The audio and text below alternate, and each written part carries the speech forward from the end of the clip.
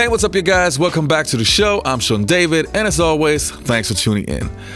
One of the cool things about the internet is it gives you the opportunity to get inside information about your favorite players, and also with things that happened so many years ago. So in this video, I'm going to take a look at some confessions from your old school players with things that happened, well, ages ago, but still are interesting. But before we start with this video, if you like this video, don't forget to subscribe, and I would say let's start the video. So we're going to start off our list with Kobe Bryant hurting Tracy McGrady intentionally. Back in the early 2000s, there was a serious debate going on who was the better player, Kobe Bryant or Tracy McGrady, and you could make a case for either one of them. They were both incredible in their peak. In the 03 season, T-Mac was putting up some crazy numbers, averaging 32 points per game, as well as 6.5 rebounds and 5.5 assists, leading the Orlando Magic to the playoffs. He was only 23 years old at that time. Kobe, of course, was competing for NBA championships, but his numbers were just on the same level. Also, Kobe had to share the spotlight with Shaquille O'Neal, which made T-Mac shine even more. Both players used to hang out a lot the years prior, but Kobe was now realizing that T-Mac was coming. I guess you guys know Kobe Bryant. Now he was willing to win by any means necessary, even against his old buddy T-Mac. There were some games, we were looking back over the numbers and stuff. There was a game, 2002-2003 season was insane between the two of you. He made me fall. You shook me so bad one time. McGrady, what a move. I said, oh, man. Yeah, but you embarrassed my whole team when you went down on the other end and then dunked on everybody. Bryant, the drive! I remember you had Coach Wool down in Orlando. And I came out early to say hi to Ty Lue, I think it was. And, you know, they were telling me, oh, Mac's ready for you, Mac's ready for the game. And I remember reading about you having some tightness in your back. I said, yeah. And I said, yeah, how's his back? Oh, so he's ready for you. I said, he's going to be fine when I hit him in that? So I'm going to check. Yeah? I'm going to check that back. I had like 21 in the first half. I could have swore this dude, I think I came up, got a rebound. And when I went down, he jumped up behind me, and I swear I got an elbow on my back. I swear I got an elbow on my back. And I had a contusion. I was out. I had a contusion. I was like, yo, he did that because I was cooking in the first half, right? And I was like, damn. He is competitive drinking a cup of coffee. Hey, you know that's going to happen. Next on our list, Reggie Miller finally admitting that he shoved Michael Jordan out of the way.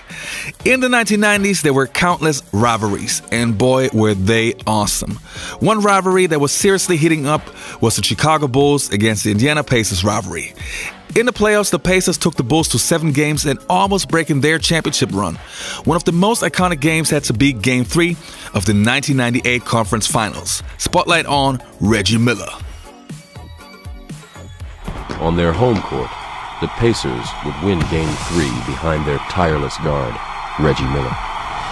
Lead pass ahead for Mark Jackson. This is what Indiana wants. They run to Miller for 3. Got it. In Game 4, the Bulls led by a point in the final seconds when Miller and Jordan would square off again.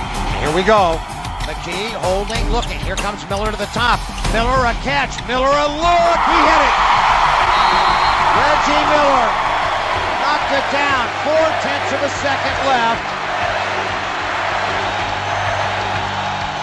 I was so upset that they had taken the lead, and I knew what the play was, and I knew most of the times when the game is running down, the officials like to swallow their whistle, as they call it. They're not going to call a foul, especially an offensive foul. So I knew they were going to switch because Ron Harper was guarding me. And I knew I was going to come up, and I knew Michael was going to switch onto me. So I was going to just shove him out the way because they weren't going to call a foul. You know what? This is great. I'm glad to finally hear this from you. You've never admitted that before. What did I admit? I just shoved him out the way. It wasn't a foul. Of course it was a foul. You shoved him out of the way. What about when Michael pushed Brian Ross out the way? That wasn't no foul. No foul? Number 3, Shaquille O'Neal admitted he stole his nickname. Shaquille O'Neal has countless nicknames. The Diesel, the Big Aristotle, the Real Deal, Big Daddy, the Big Feller, as I said, countless. But the most common one has to be Shaq. But did you know that Shaquille actually took that name from a different player? Alright, Shaq, where's the explanation? I visited North Carolina State, Illinois, and UNLV. Was it close? North Carolina State was cool. I really respected Jim Valvano. And as you know, because you're a sports fan, they had the original Shaq, Charles Shackelford. Yeah. And that's where I got my name and my identity from. So I was actually wanting to play behind him. But I said, you know what? I'm going to be my own Shaq, and I'm going to just take it down to Baton Rouge. Wait, so you got your nickname from Charles Shackelford? Yep. The original Shaq? Original Shaq. I took his knee pads. I took everything. You had a little better career than Charles Shackelford. Something like that. Yeah.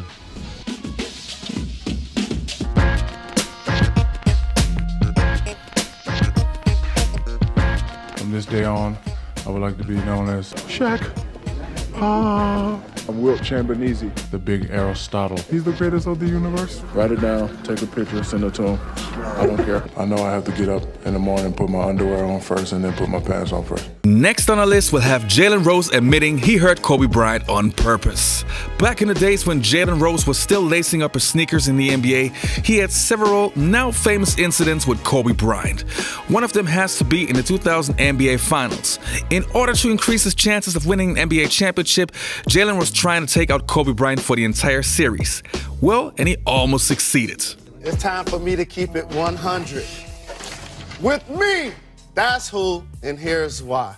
I'm not proud to say this, Kobe Bean Bryant, at all. But I'm not a future Hall of Famer. I'm not a 5-time champ. I'm not one of the greatest players to ever do it. I did not want you to get injured, but I did want you to get hurt just for that series. Because I like championship rings, I like parades, I like all of the glory that comes with being great. I can't change my number from 8 to 24, go from a high top fade to a crispy Caesar. So to Kobe Bean Bryant, my apologies. Great to see that Jalen Rose is man enough to admit his mistakes. And I think Kobe Bryant got a sweet revenge anyway. I mean, 81. Jalen. Oh, no. Hey, Cole, how you doing? How retirement treating you? It's great, man. It's great. Just, a little writing, a little investing. Nice. So I don't know if you saw the thing on Twitter about your statue. You know I don't pay attention to that stuff. Yeah, I figured that. Me either. A drink, Mr. Bryant? Yeah, I'll have a vodka martini. How many olives would you like? 81.